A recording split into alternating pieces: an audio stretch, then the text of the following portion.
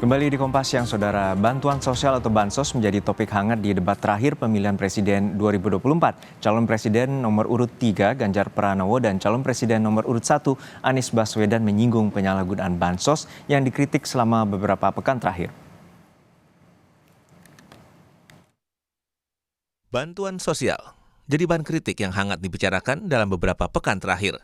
Tak terkecuali di debat pamungkas antar 3 calon presiden Ahad 4 Februari malam.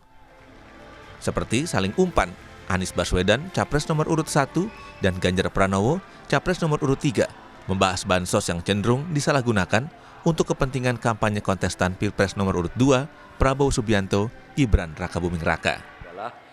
Menurut Pak Anies kira-kira, bagaimana tata kelola bansos agar 1 tidak saling klaim, 2 bisa tepat sasaran, 3 tidak menimbulkan kecemburuan-kecemburuan, sehingga inilah satu harapan yang betul-betul bisa diterima oleh rakyat.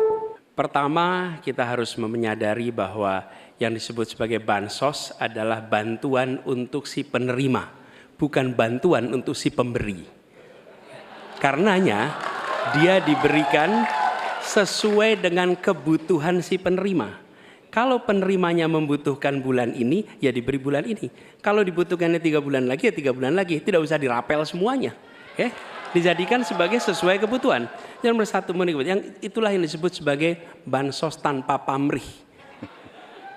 Kemudian yang kedua, pemberian bansos ini harus tepat sasaran. Artinya diberikan melalui pendataan yang baik. Informasi data itu harus akurat dan mekanisme pemberiannya melalui jalur birokrasi, bukan dibagikan di pinggir jalan. Kesempatan tanya jawab antar 2 capres dimanfaatkan Anies dan Ganjar berupa dialog, mengkritik pelaksanaan bansos yang dilakukan pemerintahan Presiden Joko Widodo. Baik Menteri pendukung Prabowo Gibran maupun Jokowi membagikan langsung bansos kepada masyarakat. Gibran adalah putra sulung Jokowi yang saat ini menjadi wali kota Solo, yang saat itu sebagai kader PDI Perjuangan. Bansos adalah hal yang dikritik Megawati Soekarno Putri, Ketua Umum PDI Perjuangan, tempat Jokowi juga bernaung menjadi kader dan berkarir politik. Karir Jokowi mulai dari wali kota Solo 2 periode, Gubernur DKI Jakarta hingga 2 periode Presiden Republik Indonesia. Jangan bohong. Ya nggak apa-apa, terima aja. Tapi nanti nyoblosnya jangan goyang loh. Siapa yang mau goyang?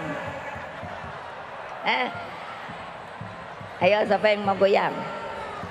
Lo orang bansos tuh ya uangnya rakyat Jangan lupa lo. Wah, kayaknya lu. Ini duitnya dari mana ya? Kan gitu loh. Tak cuma soal bansos, tektok antara Anies dan Ganjar juga ditampilkan di topik soal pendidikan. Bahkan ada yang kesulitan membayar UKT sampai harus malah dianjurkan untuk menyelesaikan lewat pinjol.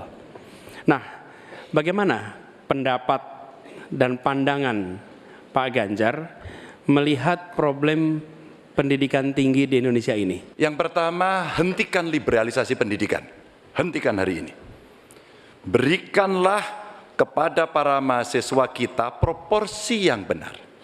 Kenapa Ganjar Mahfud punya program 1 keluarga miskin, 1 sarjana, agar mereka tidak direpotkan pada persoalan ini. Dan Pak Anies tadi betul, ikhtiar para mahasiswa hari ini agar dia tetap bisa sekolah adalah ngutang.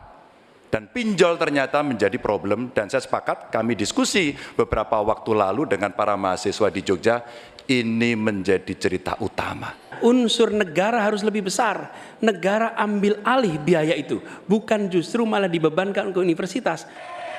Menyindir kebijakan satu perguruan tinggi negeri yang mahasiswanya diminta membayar uang pembayaran ke kampus menggunakan pinjaman online. Kebetulan, yang sedang ramai dibicarakan adalah Institut Teknologi Bandung ITB, salah satu kampus ternama dan tempat kuliah Presiden pertama RI, Insinyur Soekarno. Apresiasi dan kerjasama antar 2 kontestan Pilpres sudah tampak sejak awal Januari. Di momen ulang tahun PDI Perjuangan 10 Januari lalu, Anies memuji Megawati, Ketua Umum PDIP yang mengusung Ganjar sebagai capres. Dan Ibu Mega itu penjaga demokrasi yang konsisten, yang berani. Jadi beliau tidak ingin ada pelanggaran-pelanggaran atas konstitusi, walaupun itu mungkin menguntungkan bagi partainya.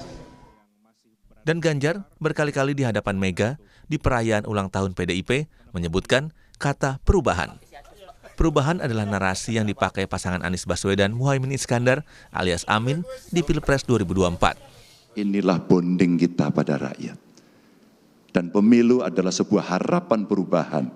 Dan PDI Perjuangan menjadi harapan untuk memperjuangkan nasib wong cilik, nasib marhen.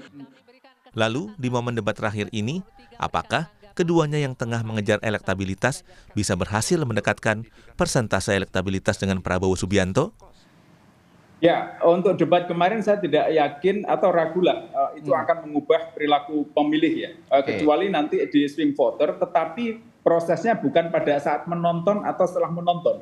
Tetapi ketika cuplikan-cuplikan itu kemudian direproduksi masuk kepada konten-konten di media sosial. Nah, inilah yang kemudian kalau ada konten kreator yang bagus, kemudian akan bisa jadi adalah informasi yang bisa mempengaruhi swing voters atau undecided voters.